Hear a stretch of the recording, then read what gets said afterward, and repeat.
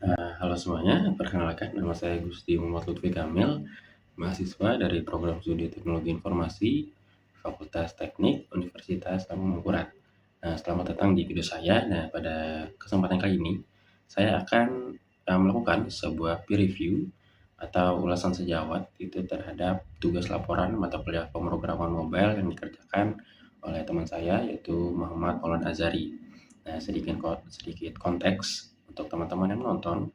Laporan ini disusun oleh Maul, itu membahas tentang chapter 1 dari buku Kotlin in Action, opini ilmiah mengenai bahasa Kotlin, dan komparasinya dengan sebuah video YouTube yang berjudul Kotlin Explain, History, Features, and Why, Learn It in 2026. Nah, di tahun ini, Kotlin ini sudah menjadi standar industri yang sangat dominan, terutama untuk pengembangan aplikasi Android gitu.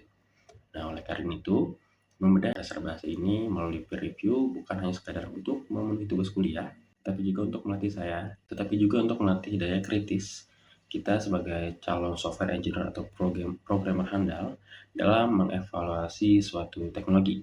Nah, tujuan video ini untuk mengapresiasi kelebihan analisis dari Maul sendiri dan memberikan kritik akademik yang objektif serta membangun atau bisa menjadi pelajaran juga untuk Maulnya, serta mengambil insight untuk introspeksi diri saya sendiri juga. Nah, kita akan masuk ke apresiasi atau kelebihan dari laporan milik Maul ini. Nah, dari hal-hal yang sangat positif dulu ya. Setelah membaca laporan dari Maul ini, jujur itu saya sangat terkesan. Hal pertama yang menonjol itu adalah dari gaya bahasanya. Nah, laporan ini tidak ditulis seperti robot atau sekedar meringkas dari teks yang dia baca dari buku, melainkan Maul ini menggunakan sudut pandang orang pertama gitu, seperti menurut saya atau yang menarik buat saya. Nah, nah, ini membuat pembaca itu merasa sedang berdiskusi dengan seorang developer mungkin. Nah, tapi nilai jual utama atau selling point dari laporan milik Maul ini itu ada pada bagian perbandingan atau komparasi video YouTube dengan buku gitu. Nah, seringkali saat membandingkan dua bahasa pemrograman, orang hanya menggunakan kata sifat, misalnya Kotlin ini lebih ringkas dari Java atau Java ini lebih begini dari Kotlin. Nah, argumen seperti ini bisa dibilang sangat lemah secara akademis. Nah, Maul ini tidak melakukan hal seperti itu. Dia sangat cerdas dalam memasukkan metrik kuantitatif, nah, atau angka yang nyata yang ia dapatkan dari video tersebut. Ia menuliskan bahwa membuat data kelas di Java itu memerlukan setidaknya kita perlu 30 baris kode, sedangkan di Kotlin kita hanya perlu 1 baris kode saja. Nah, bayangkan efisiensinya itu. Lalu untuk program, misalnya kita ingin mengetik hello world, di Java itu kita membutuhkan 5 baris kode, sementara di Kotlin itu cuma 2 baris kode. Nah, itulah yang ditulis Maul di laporannya. Nah, dengan menyajikan perbandingan angka yang spesifik seperti ini, opini Maul ini menjadi sangat solid atau tervalidasi lah, dan bisa dibilang tidak bisa dibantah. Nah, ini adalah cara analitis yang bagus gitu, yang sangat saya apresiasi dari laporan milik Maul ini. Nah, selain itu, dia juga menyoroti dukungan Kotlin multiplatform yang digunakan untuk perusahaan raksasa seperti Netflix, Airbnb, yang membuat itu argumennya itu semakin relevan dengan kondisi industri yang sedang berjalan sekarang gitu atau saat ini. Nah, meskipun laporan yang bisa dibilang cukup bagus dari Maul, tetap sebuah peer review tidak akan lengkap tanpa adanya kritik yang konstruktif atau membangun. Nah, ada satu misinformasi yang cukup fatal dari laporan Maul ini yang akan saya luruskan sedikit gitulah. Nah, di bagian akhir analisis komparasi videonya, tepatnya saat membahas fitur asinkron. Nah, Maul ini menuliskan pernyataan yang saya bilang sangat berani gitu. Saya kutip kata-katanya seperti ini. Sama seperti buku chapter 1 tidak membahas coroutines. Nah, teman-teman, pernyataan ini bisa dibilang keliru. Nah, berdasarkan referensi utama kita, yaitu buku Kotlin in Action, edisi terbaru yang terbit pada tahun 2023. Nah, penulis buku itu secara eksplisit sudah menyebutkan dan memposisikan coroutines itu sebagai salah satu fitur inovatif yang penting di halaman kedua di chapter pertama gitu. Lalu mengapa Maul ini bisa menyimpulkan nih bahwa korupsi ini tidak dibahas. Nah, menurut analisis saya, Maul ini kemungkinan secara besar dia tidak sengaja membaca draft buku Kotlin in Action ini di edisi pertama atau versi beberapa tahun yang lalu gitu. Nah, di mana korupsi ini sebenarnya memang masih berstatus eksperimental dan belum dibahas di bab awal.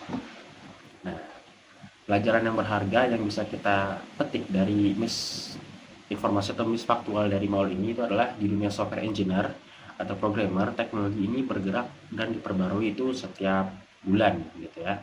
Insting pertama yang wajib dimiliki oleh seorang software engineer atau seorang developer itu adalah insting pertama yang wajib dimiliki oleh seorang developer atau software engineer itu saat menyusun arsitektur sistem atau menulis laporan ini adalah memvalidasi versi dokumentasi yang sudah dibaca. Nah, menggunakan literatur yang usang atau sudah bertahun-tahun yang lalu itu berakibat pada pengambilan keputusan desain sistem yang salah di dunia kerja nanti. Kritik kedua saya berkaitan dengan opini ilmiahnya di bagian 2.2. Maul ini mengkritik buku tersebut karena menurutnya buku ini terlalu menguji Kotlin dan kekurangannya kurang membahas sisi negatif atau trade-off dari fitur-fitur yang diberikan oleh Kotlin ini. Kritik Maul terhadap buku tersebut itu sebenarnya sangat bagus dan kritis.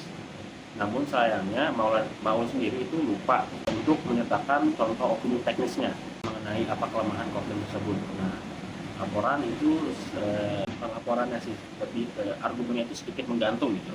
Nah, mungkin sebagai pelengkap langkah baik dan lebih bobot jika Maul ini memasukkan argumen teknis tentang kelemahan Kotlin. Misalnya dia bisa membahas tentang waktu compile atau build time yang lama dari Kotlin yang memiliki fitur smart cache dan pengecekan null safety yang bisa dibilang tetap level kompilator. Nah, waktu kompilasi awal atau clean build dari proyek Kotlin ini seringkali memakan waktu lebih lama dibandingkan proyek yang mungkin menggunakan Java gitu. Atau ia bisa membahas kurva pembelajaran ini atau learning curve-nya. Itu konsep pemrograman fungsional yang terkadang itu cukup berat bagi developer yang terbiasa dengan gaya imperatif tradisional. Menambahkan poin ini untuk membuat opini indahnya terasa mungkin sangat lumayan seimbang dan cukup objektif lah. Nah, untuk introspeksi diri saya sendiri, setelah saya menganalisis karya dari Maul dan saya juga perlu sarana refleksi diri kan. Nah, apa sih introspeksi yang saya dapat untuk diri saya sendiri setelah membaca laporan dari Maul ini? Jujur itu cukup banyak. Nah, sebelum baca laporan Maul pun saya menyusun laporan saya sendiri itu sangat kaku atau terlalu teoritis lah bisa dibilang. Dan rasanya itu hanya seperti teks buku saja yang saya pindahkan ke halaman Word gitu. Nah, melihat bagaimana Maul menggunakan metrik 30 baris versus satu baris kode yang dia sampaikan di awal, itu tadi saya bilang menyadarkan saya bahwa argumen arsitektur perangkat lunak itu harus dibuktikan dengan data visual atau angka, tidak bisa hanya sekedar memberikan opini semata.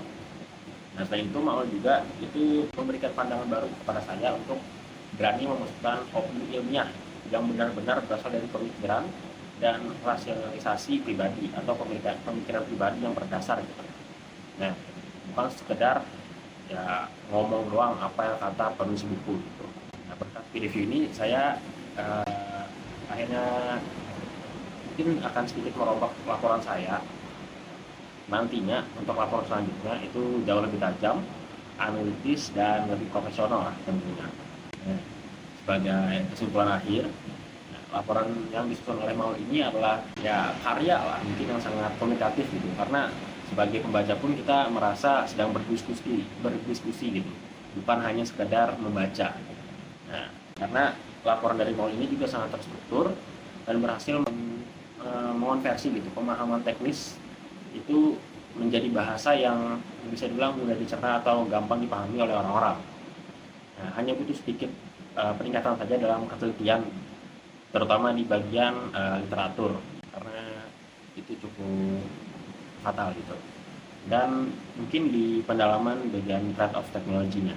Oke, mungkin itu aja ya. Terima kasih untuk Maul atas laporan yang sangat inspiratif dan sangat bagus. Terima kasih juga teman-teman yang sudah menonton video ini dan dosen pengampu dari mata kuliah ini yang sudah menonton video saya. Saya Gusti Muhammad Lutfi Kamil, pamit undur diri. Sampai jumpa di proyek teknologi selanjutnya.